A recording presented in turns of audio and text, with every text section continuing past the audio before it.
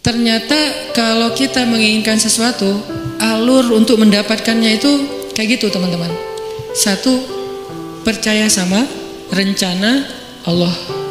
Disebut dengan istikharah, minta pendapat Allah. Istikharah ini dalam konteks pembicaraan kita malam ini bukan sekedar ibadah sholat 2 rakaat. Walaupun secara ritual dia adalah sholat 2 rakaat, tapi secara nilai dia bukan hanya soal sholat 2 rakaat, tapi soal bergantung kepada Allah, minta pendapat Allah, nanya kira-kira menurut Allah gimana nih. Terus Allah jawabnya lewat siapa? Nah, Allah menjawabnya lewat istisyarah. Pertama, istikharah, minta pendapat Allah. Ya Allah, beri saya petunjuk, ini mau gimanain, ini apa yang harus saya lakuin. Nanti Allah nitip jawabannya lewat istisyarah. Istisyarah itu meminta nasihat orang-orang yang lebih paham, ulama, kiai, ustadz, siapa lagi, guru, orang tua, orang yang lebih bijak dari kita yang banyak pengalaman dalam urusan tersebut. Kita minta pendapat mereka.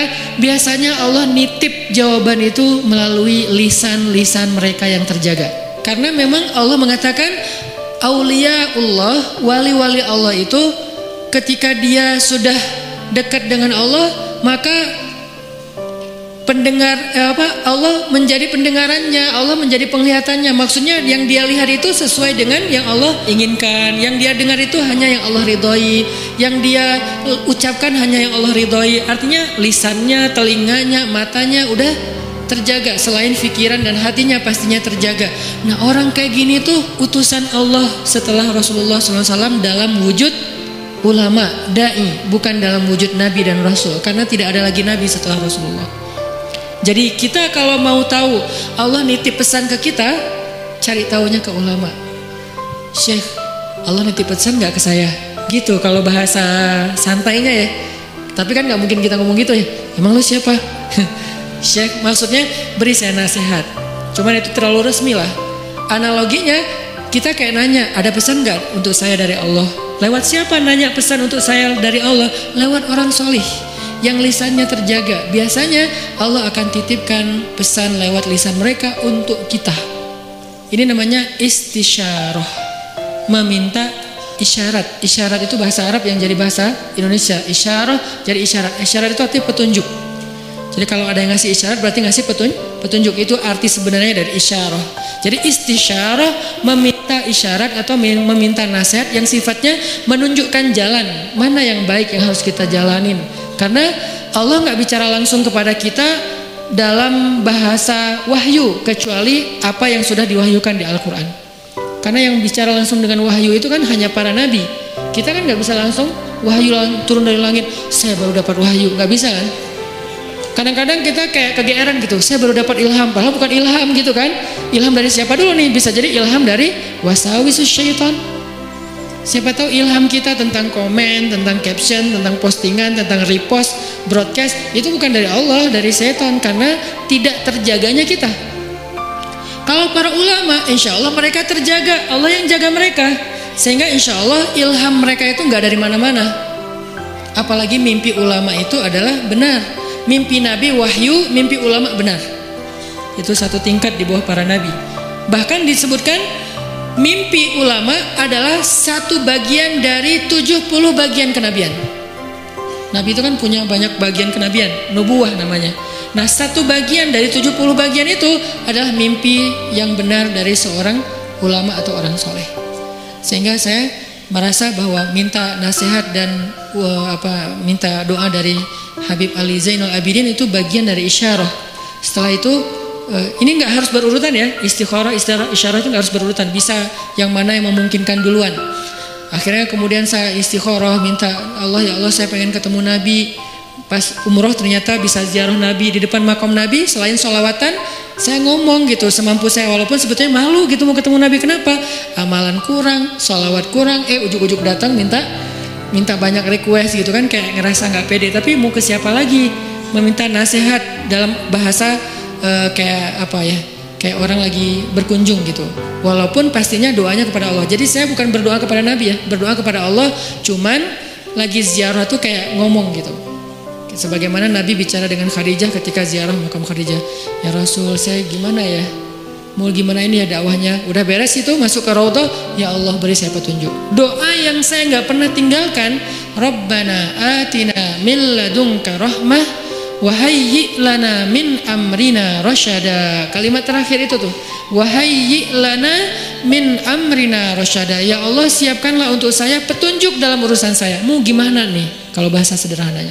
Ternyata Allah beri petunjuk lewat doa tadi para orang soleh, kemudian mimpi, kemudian dapat sebuah kejutan dari Allah yang mungkin sebagian orang melihat kejutan ini sebagai sesuatu yang sedih, musibah, ujian. Tapi saya ngelihatnya ini bukan ujian, ini justru jawaban dari doa saya bahwa Allah ingin memberikan celah. Oh gini masuknya, sehingga akhirnya saya merasa bahwa saya mendapatkan apa yang saya minta. Ini sebagai testimoni orang yang pernah mencoba jalur itu ternyata berhasil. Maka coba deh dalam urusan kita. Gimana? Istikharah, istisyarah, istifta. Apa itu istifta?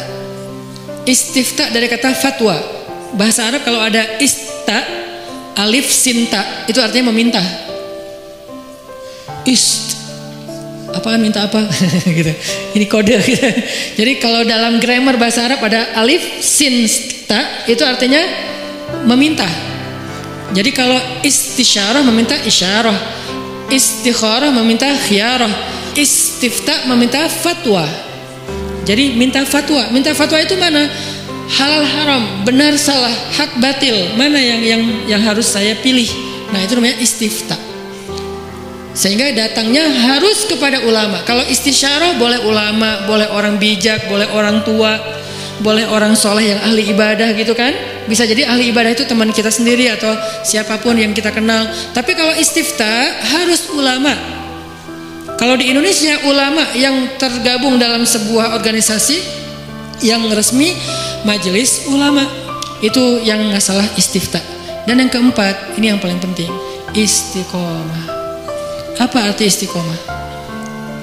Banyak orang mengartikan istiqomah itu terus menerus. Bukan, itu namanya dawam. Kalau kita sholat tahajud setiap malam selama setahun, namanya dawam dengan tahajud. Disebut orang yang qawwam. Kalau sekali doang, qaim. Kalau kita puasa setiap Senin Kamis selama bertahun-tahun, namanya dawam, berpuasa. Disebut dengan shawwam. Kalau sekali doang, shaim. Kalau cewek, shaimah. Nih, berarti so'imah ini puasa cowok, puasa cewek, so'imah. Kalau udah sering, sawam, sawamah. Kalau qiyam, qaimah. Kalau udah sering, qawwamah. Itu dalam bahasa Arabnya. Nah, itu namanya dawam, terus-terusan, daimun gitu kan. Mereka selalu dawam. Tapi kalau istiqomah artinya bukan konsisten. Dawam itu kan konsisten. Kalau istiqomah itu komitmen. Apa bedanya? Kalau komitmen itu tetap on the track apapun yang terjadi, itu namanya istiqomah.